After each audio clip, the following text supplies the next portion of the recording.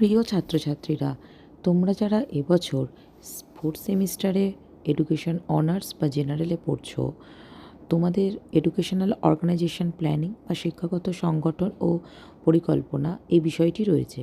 আবার যারা সিক্স সেমিস্টারে পরীক্ষা দিচ্ছ কোনো অনার্সে বা অন্য কোনো এমডিসি পেপারে, তোমাদের যে বিষয়টি মাইনর রয়েছে সেটাও এই বিষয়টির উপরে মাইনরটা থাকবে, এডুকেশনাল অর্গানাইজেশন অ্যান্ড প্ল্যানিং, শিক্ষাগত সংগঠন ও পরিকল্পনা। এর ওপরে আমি সম্পূর্ণ সাজেশান করে দিলাম ইম্পর্টেন্ট বিষয় দিয়ে। সমস্ত ভিডিওটা দেখো, ভিডিওর মধ্যে গুরুত্বপূর্ণ বিষয় আরও বলে দেবো যেটা তোমাদের উপকারে লাগবে। আশা করি সম্পূর্ণ ভিডিওটা দেখলে তোমরা উপকৃত হবে এবং পরীক্ষার জন্য ভালোভাবে তৈরি হতে পারবে। অনলাইন ভর্তি আমাদের চলছে, অফলাইন ভর্তি বন্ধ হয়ে গেছে। যদি কেউ অনলাইন পড়াশোনা করতে চাও তাহলে অবশ্যই আমার সঙ্গে যোগাযোগ করতে পারো। ফোর্থ সেমিস্টার স্টুডেন্টদের জন্য আরও ভিডিও আমি আনতে চলেছি খুব শীঘ্রই। তাই যদি নতুন হয়ে থাকো অবশ্যই চ্যানেলটিকে সাবস্ক্রাইব করে দিও এবং যারা পুরনো রয়েছো এই ভিডিওটি প্রচুর পরিমাণে শেয়ার করো বন্ধুদের কাছে। এবং যদি কোনো প্রশ্নের প্রয়োজন পড়ে স্ক্রিনে দেওয়া নাম্বারে আমাকে ফোন করো অথবা এখানে কমেন্ট করো।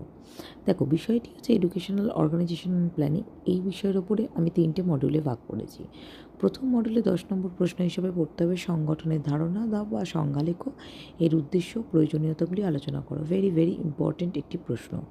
শিক্ষা সংগঠন কাকে বলে, এর মৌলিক নীতিগুলি আলোচনা করো। দেখো, কিছু প্রশ্ন ভেঙেও তোমাদের আসতে পারে, তো সেইভাবে তোমরা পড়বে। 3 নম্বর, বিদ্যালয় সংগঠন কাকে বলে, এর লক্ষ্য, উদ্দেশ্য, বৈশিষ্ট্য, প্রয়োজনীয়তা লেখো। এখান থেকে ভেঙে ভেঙে বৈশিষ্ট্য বা প্রয়োজনীয়তা আলাদা করে 5এও তুলে দিতে পারে, তাই তোমরা সেইভাবে পড়াশোনা করবে। 5 কোনগুলো দিয়েছি দেখো, শিক্ষা সংগঠন ও বিদ্যালয় সংগঠনের সম্পর্ক লেখো, খুব গুরুত্বপূর্ণ একটি প্রশ্ন। সংগঠনের প্রকৃতি ও বৈশিষ্ট্য লেখো, এটাও খুব গুরুত্বপূর্ণ প্রশ্ন। আর প্রাতিষ্ঠানিক সংগঠনের ধারণা দাও।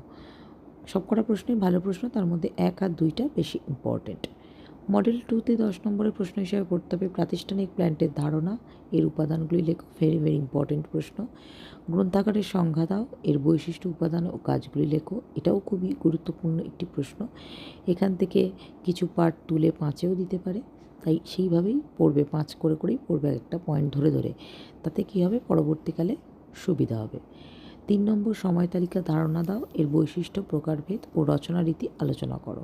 আর প্রাতিষ্ঠানিক স্বাস্থ্য বা চিকিৎসা পরিষেবার কী, এর বৈশিষ্ট্য ও প্রয়োজনীয়তা লেখো। 4টে প্রশ্নই খুব গুরুত্বপূর্ণ প্রশ্ন, কারণ তোমরা জানো 3টে মডিউল থেকে 3টে প্রশ্ন এবং একটা প্রশ্ন যে কোনো একটি মডিউল থেকে দেবে, তাই এই 4টে প্রশ্ন প্রথম ভালো করে করবে। কর্মশালা কাকে বলে, এর বৈশিষ্ট্য, উদ্দেশ্য, সুবিধা অসুবিধা লেখো। কম্পিউটার ল্যাবরেটরি ধারণা দাও, এর বৈশিষ্ট্য, সুবিধা লেখো। তো এই গেল টোটাল 6টা প্রশ্ন। এই মডেল থেকে একটু বেশি করে পড়তে হবে, বাকি দুটো মডেলতে কিন্তু কমই থাকবে প্রশ্ন।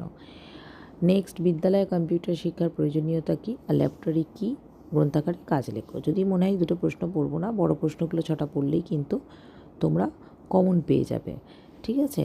তো যদি মনে হয় এই দুটো প্রশ্ন স্কিপ করবে, তোমরা স্কিপ করতে পারো, অসুবিধা নেই। কিন্তু বাকি যে 6টা প্রশ্ন দিলাম, ওই 6টা প্রশ্ন কিন্তু তোমাদের ভালো করে পড়তে হবে, কারণ ওখান থেকে আসার চান্সটা খুবই আছে। 3 নম্বর, বিদ্যালয়ের সময় তালিকার গুরুত্ব লেখো, এটা ইম্পর্টেন্ট প্রশ্ন। আর বিদ্যালয় শিক্ষায় গ্রন্থাগারের ভূমিকা লেখো। এই দুটো প্রশ্ন 1, 2টা স্কিপ করতেই পারো, তবে 3, 4টা তোমরা 5 নম্বরের জন্য পড়বে, খুবই গুরুত্বপূর্ণ প্রশ্ন। এছাড়া আমি যে 6টা প্রশ্ন দিলাম ওই 6টা প্রশ্ন পড়বে, কারণ এই পার্ট থেকে কিন্তু দুটো প্রশ্ন আসবে, বাকি দুটো পার্ট থেকে দুটো প্রশ্ন আসবে। M3 এবং লাস্ট, পরিকল্পনা কাকে বলে, এর বৈশিষ্ট্য, উদ্দেশ্য, সুবিধা অসুবিধা লেখো। শিক্ষাগত পরিকল্পনা কী, এর উদ্দেশ্য ও বৈশিষ্ট্য লেখো। দুটো প্রশ্ন ভেরি ভেরি ইম্পর্টেন্ট প্রশ্ন, এই দুটো ছাড়া আর অন্য কিছু করতে হবে না।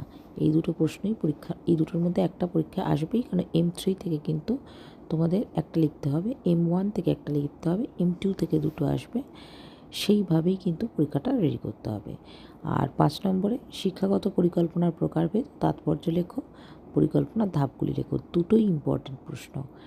তো এই গেল তোমাদের টোটাল 5 নম্বর এবং 10 নম্বরের সাজেশান। 2 নম্বরের উত্তর সমেত আমি সাজেশান করে দেব, তার জন্য অবশ্যই চ্যানেলের সঙ্গে থাকতে হবে, প্রতিনিয়ত ভিডিওগুলোকে ফলো আপ করতে হবে এবং অবশ্যই চ্যানেলকে সাবস্ক্রাইব করে বেল আইকনে ক্লিক করে রাখতে হবে এবং বন্ধুদের মধ্যে প্রচুর পরিমাণে শেয়ার করে দিতে হবে।